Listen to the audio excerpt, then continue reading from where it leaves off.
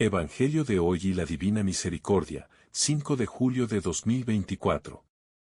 Jesús, al pasar, vio a un hombre llamado Mateo, que estaba sentado a la mesa de recaudación de impuestos, y le dijo, «Sígueme». Él se levantó y lo siguió.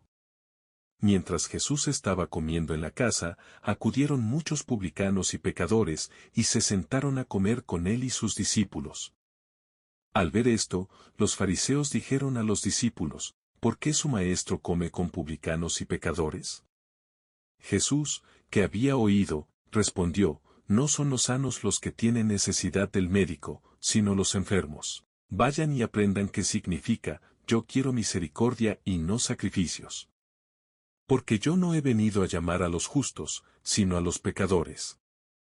San Mateo 9, 9-13. Ave María Purísima, sin pecado concebida. En este viernes 5 de julio contemplamos a nuestro Señor Jesucristo en el Evangelio de San Mateo 9, 9-13, la vocación de Mateo, el llamado de Mateo, publicano, recaudador de impuestos. El Señor pasa y le dice, sígueme. Él se levantó y lo siguió, y luego en su casa, que les invita a comer, acuden muchos publicanos y pecadores.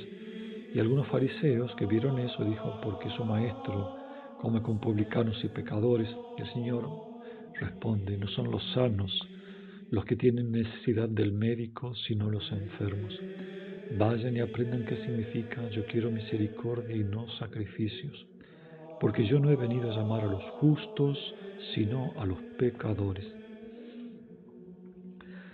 Todos nosotros tenemos realmente necesidad del médico. Algunos ya lo hemos recibido, sea por los sacramentos, por otras gracias. Otros necesitan, en primer lugar, la medicina del perdón, de la salvación, y así iniciar el proceso de sanación total, como veíamos ayer, ese perdón permanente y cada vez más profundo del amor de Dios. Ahora, solemos meditar este Evangelio simplemente como una escena de no discriminación de los pecadores. Evidentemente que esto no es una discriminación social, política, natural, sentimental. Es un pecado, es una falta de misericordia, como lo dice el Señor, pero era sobre todo en base a un concepto espiritual. Como que el pecador mancha, ensucia, entonces para mantenerse puro no se acercaban. Ciertamente que el Antiguo Testamento, consciente de la fragilidad de las almas que tenían que luchar para vivir los mandamientos, que no tenían el don altísimo de la gracia, decía preservarse del contagio de las malas conductas, de las malas influencias, pero no el olvido y el maltrato del pecador. Ellos no lo van comprendiendo, es que no conocen verdaderamente la santidad infinita de Cristo, que no queda manchada por la cercanía con los pecadores. Ahora Él está diciendo, no se acuerden que vengo como médico, y tengo que estar con los enfermos que he de sanar, y eso es lo que Dios quiere, la misericordia. Luego los sacrificios, aquí está hablando sacrificios de animales en el templo, no los sacrificios que cada uno tenemos que hacer, que lo pide la iglesia y lo pide el mismo Cristo a Santa Faustina y a todos los santos, por supuesto.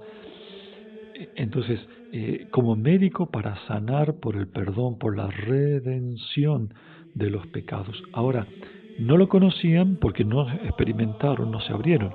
Mateo lo conoció y dejó toda su vida de recaudador de impuestos, estaba bien posicionado, tenía muy buen ingreso económico, lo dejó todo por Cristo. Y no lo dejó para ser apóstol. Ese sígueme, él no sabía lo que era ser apóstol, lo que significaba. Era un hombre que ni siquiera supuestamente estaba cumpliendo los mandamientos de Dios, ya que hacía un oficio de opresión, digamos así, del pueblo de Israel. No estaba cumpliendo las leyes tampoco del pueblo de Israel.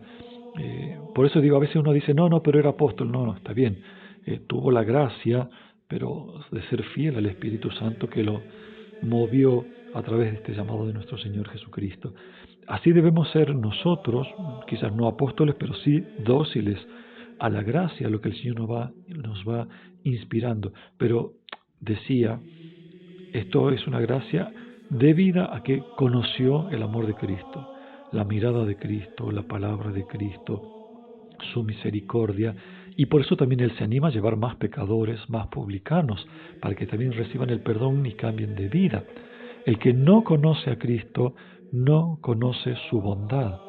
Y esto lo hace el alma no solo que lee el Evangelio, porque ahí se conoce algo sobre Cristo, pero no se lo conoce personalmente hasta que no se lo trata asiduamente, por ejemplo en la adoración eucarística o las visitas frecuentes al Santísimo Sacramento. Al Señor se lo conoce por cercanía, por amistad. Es allí donde el Espíritu Santo obra maravillas en el alma. Entonces el alma que lo conoce experimenta la bondad del Señor, experimenta esa misericordia y así se hace más compasivo y misericordioso a los pecadores. Porque si no, verdaderamente nos quedamos con el eslogan, no discriminar, misericordia y no sacrificio, sí, sí, sí, pero ¿por cuántas almas estás ayunando, flagelándote, por decir una exageración, haciendo penitencia y mortificación? Como eslogan queda bárbaro. Y si lo hacemos nuestro, quedamos como abiertos, no quedamos como intolerantes y muchas cosas exteriores. Pero ¿por quién estás ofreciendo el frío, el calor, el sufrimiento, las incomprensiones, las persecuciones, los maltratos? Entonces no te importan tampoco los pecadores. Si no lo estás haciendo y crecientemente, porque crece la caridad, entonces tampoco te están interesando los enfermos, los pecadores. No digamos que no discriminamos, no nos interesan. Eso se exige. Por eso digo, no es solo el tema acá de la discriminación, es si realmente te interesan las almas. ¿Cuánto estás haciendo por ellas? Hay gente que se excusa diciendo, no, ya con mi familia y mi trabajo tengo suficiente. Bueno, entonces decís, no, me interesan los pecadores. No te ponen el lado de los fariseos, pero tampoco te ponen el lado de Cristo, de Mateo, de los apóstoles que buscaban la conversión de los pecadores. No nos sintamos tan rápido y fácilmente buenas personas, por no ser, según el concepto mundano carnal actual, de no ser intolerantes. El Señor quiere más, quiere que conozcamos el amor de su corazón por cada uno de nosotros y también por ese prójimo que lo ofende a Él, que lo maltrata y que también capaz que nos está ofendiendo a nosotros. Por eso terminamos con esta reflexión del numeral 730. Para ser misericordiosos tenemos que conocer el corazón de Cristo. Frases externas, palabras bonitas, no hacen fruto ni en nosotros ni en el prójimo, ni en esos pecadores que queremos ser compasivos como el médico con el enfermo. Numeral 730, Jesús le dice, durante estos ejercicios espirituales te tendré incesantemente junto a mi corazón para que conozcas mejor mi misericordia que tengo para los hombres y especialmente para los pobres pecadores. A todos vosotros os bendiga Dios Todopoderoso, Padre, Hijo y Espíritu Santo. Amén. Jesús, en vos confío.